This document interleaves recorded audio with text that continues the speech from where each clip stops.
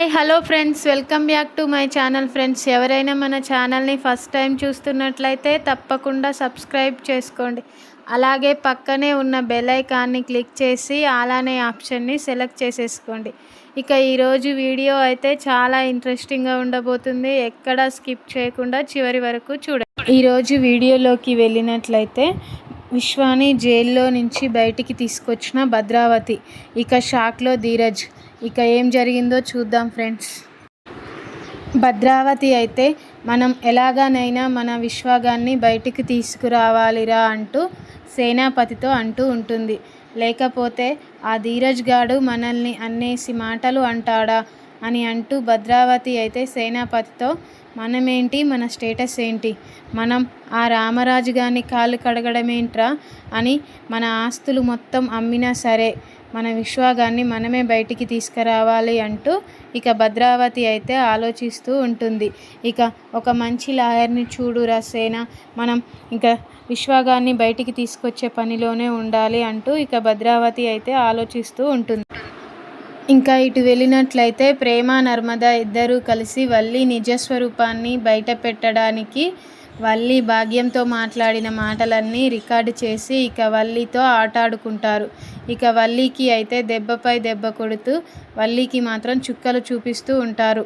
ఇక అది చూసి ప్రేమ నర్మద ఇద్దరు మురిసిపోతూ ఉంటారు. ఇక వల్లి మాత్రం వీళ్ళేంటి నన్నిలా ఆడుకుంటూ ఉన్నారు అంటూ ఇక వల్లి అయితే బాధపడుతూ ఉంటుంది.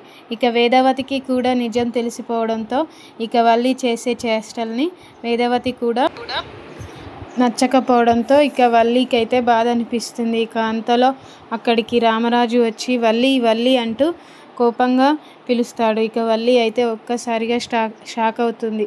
ఈ ప్రేమ నర్మద ఇద్దరూ కలిసి నా బండారాన్ని బయట పెట్టినట్టే ఉన్నారు అనుకుంటూ ఇక టెన్షన్లో వల్లి అయితే అక్కడికి పరిగెట్టుకుంటూ వస్తుంది. ఇక రామరాజు అయితే, నువ్వేంత పని చేశావు వల్లి, నువ్వు ఇంత మోసం చేస్తావు అనుకోలేదు అంటూ ఇక రామరాజు అయితే మాట్లాడుతూ ఉంటాడు. ఇక దాంతో వల్లి అయితే, ఏంటి మామయ్య, ఏమంటున్నారు మీరు అంటూ ఏమీ తెలవనట్టు అయితే వల్లి మాట్లాడుతూ ఉంటుంది. నువ్వు చేసిన పనేంటి వల్లి అంటూ ఇక రామరాజు అయితే కోపంగా వల్లిని నిలదీస్తాడు. దాంతో వల్లి అయితే టెన్షన్తో, ఏంటి మామయ్య, నాకేం అర్థం కావట్లేదు అంటూ ఇక వల్లి అయితే అంటూ ఉంటుంది. ఇక దాంతో రామరాజు అయితే, నువ్వు స్కూల్కి వెళ్ళట్లేవంటగా, మీ ప్రిన్సిపల్ సారు ఫోన్ చేశాడు అంటూ ఇక రామరాజు అంటూ ఉంటాడు.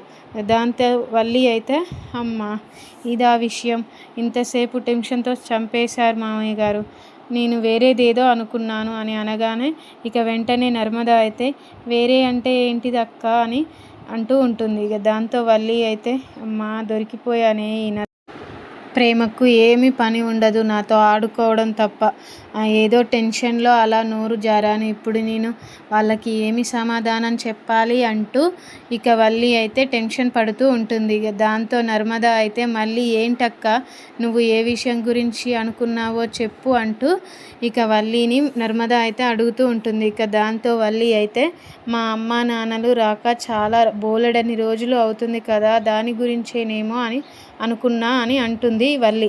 ఇక దాంతో వేదవతి అయితే, మీ అమ్మ నాన్న మొన్ననే కదనే వెళ్ళింది, దానికి బోలెడన్ని రోజులని మరి పేరెందుకు పెడుతున్నావు అంటూ ఇక వేదవతి అయితే కోపంగా అంటుంది. దాంతో వల్లి అయితే, మనకు 2 రోజులైనా బోలెడని రోజులే కదా అత్తయ్య అంటూ ఇక కథ మలుపుతూ ఉంటుంది. ఇక దాంతో వేదవతి అయితే, నువ్వెన్ని సాకులు చెప్పినా ఊరుకునేది లేదు, నువ్వు స్కూల్కు వెళ్ళాల్సిందే అంటూ ఇక వల్లితో అంటూ ఉంటుంది వేదవతి. దాంతో రామరాజు కూడా, అవునమ్మా నువ్వు స్కూల్కి వెళ్ళి చెప్పాల్సిందే అంటూ అనడంతో ఇక వల్లి అయితే, ఇక నేను స్కూల్కి వెళ్ళను మామయ్య గారు అని అంటుంది. దాంతో వేదవతి అయితే వల్లి చెంప పగలగొడుతుంది. ఎందుకు వెళ్ళవే నువ్వు స్కూల్కి అని అంటూ ఉంటుంది. ఇక దాంతో వల్లి అయితే, నాకు స్కూల్కి వెళ్ళాలని లేదు అత్తయ్య, ఇంట్లో ఉంటూ మామయ్య గారికి నీకు సహాయం చేస్తూ మీ సేవ చేసుకోవాలని ఉంది అని ఇక వల్లి అయితే అనగానే వేదవతి అయితే వల్లి చెంపపై కొడుతుంది. ఇక చాలా కోపపడుతుంది వల్లిపై. నువ్వు ఖచ్చితంగా స్కూల్కి వెళ్ళవలసిందే అంటూ అనగానే ఇక సరే అత్తయ్య మామయ్య అంటూ ఇక వల్లి అయితే బయలుదేరుతూ ఉంది. ఇక స్కూల్కి అని చెప్పి మా ఇంటికి వెళ్ళి సాయంత్రం దాకా కాలక్షేపం చేసి ఇక ఇంటికి వస్తాను అనుకుంటూ వల్లి అయితే తనలో తానే ఈ ప్లాన్ వేసుకుంటూ ఉంటుంది. ఇంకా స్కూల్కని బయలుదేరగానే ఇక చందు అయితే వల్లి ఆగు, నేను కూడా అటే వస్తున్నాను, నిన్ను దింపి వెళ్తాను అని అనగానే ఇక వల్లి అయితే ఒక్కసారిగా షాక్ అవుతుంది.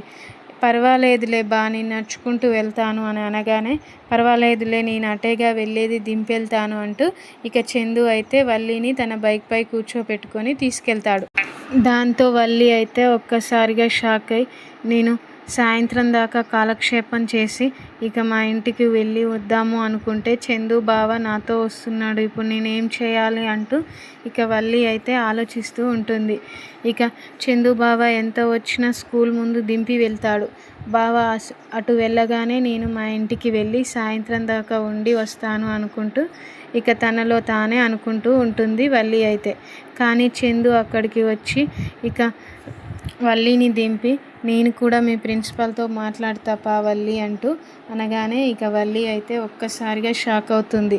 వద్దులే బావ, తర్వాతకి ఎప్పుడైనా మాట్లాడదులే అంటూ ఇక అలా ఇలా ఎలాగో అలాగా ఇక చందుని మేనేజ్ చేసి పంపిస్తుంది.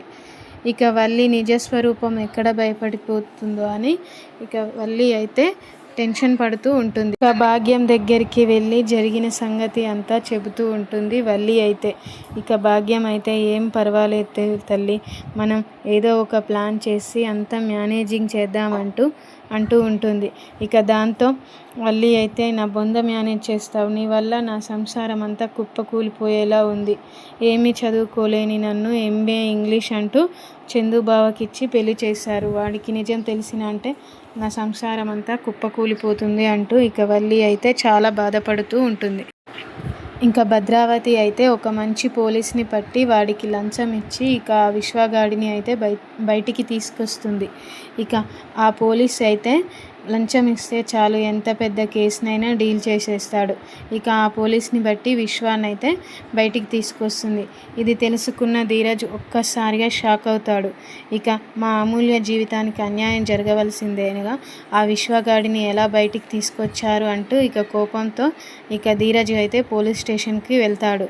ఇక ఏం జరుగుతుందో నెక్స్ట్ వీడియోలో తెలుసుకుందాం friends. Thank you for watching friends.